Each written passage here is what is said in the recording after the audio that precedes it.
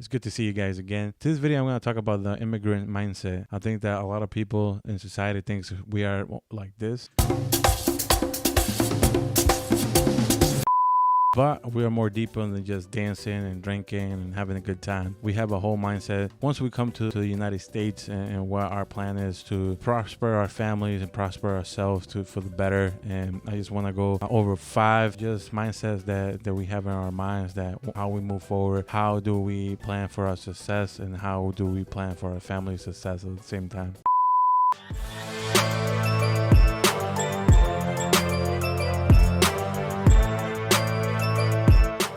Welcome to SimpleChew. I'm your host, Hank, and I'm your typical awkward, boring accountant. I've been doing this for the past 10 years. Also run a resale business on the side for the past 5 years. If you've been following me, thank you very much. Every like you give any of my videos is going to be rich vibes going your way. If you're new, I recommend you to subscribe. Also hit the bell, because I deliver videos every Mondays and Fridays. And I talk about investment education, accounting education, specifically on tax accounting. I also talk about resale business, how to start your resale business, how to maintain it, and the items that you should be selling. Also, if you're new to investment and you want to know the 101, the beginning parts of investment, I wrote a free ebook for you guys on my website, www.simplechew.com, and you can go get it.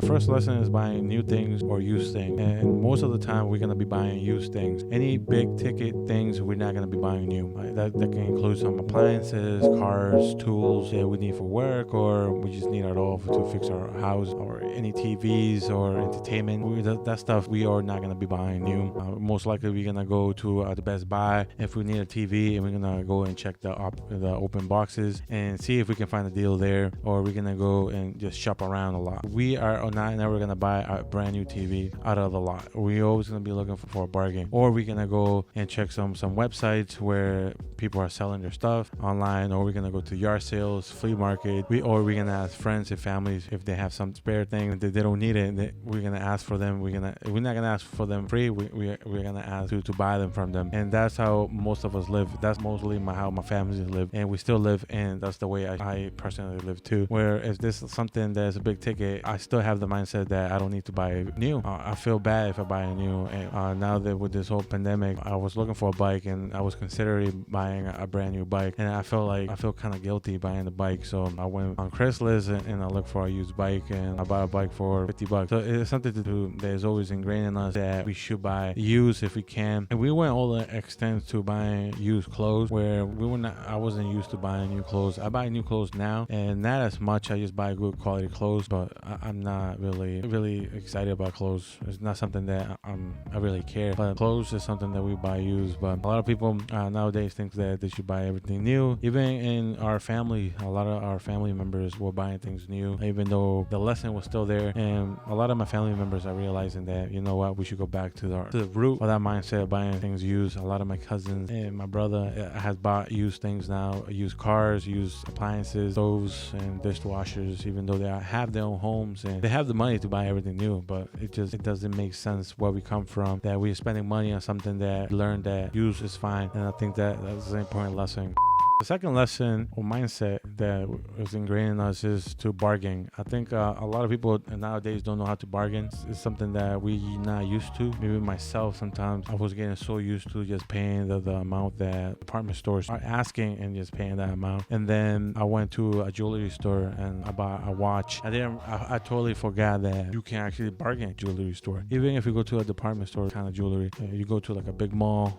I live in Boston, so you can go to Copley, or you can go to the Prudential, and you see a jewelry store and you like a piece, you can ask for a lower price. It's something that I totally forgot, because I was used to paying the regular price. So if you're gonna buy anything, that car, if you're gonna buy a used car, going with the first lesson, you're not gonna be paying the asking price. You have to learn how to negotiate and lower that price. If you're gonna go, you need a TV for the house, or your TV broke, you're gonna negotiate. If you go into Craigslist to find a TV, if you go to Best Buy or you go to any electronic store, you're gonna be price matching. You're gonna be looking online. It's gonna be a struggle. It's gonna be work that you have to put before buying the TV. You always want to pay the least amount of money that you can. You want to put the work that it's worth it then, because you're gonna be paying hundreds of dollars less if you do your research. If you're buying a car or a house or anything big like that, you're gonna be paying thousands of dollars less, and that's a lot if you're gonna take a mortgage on a house.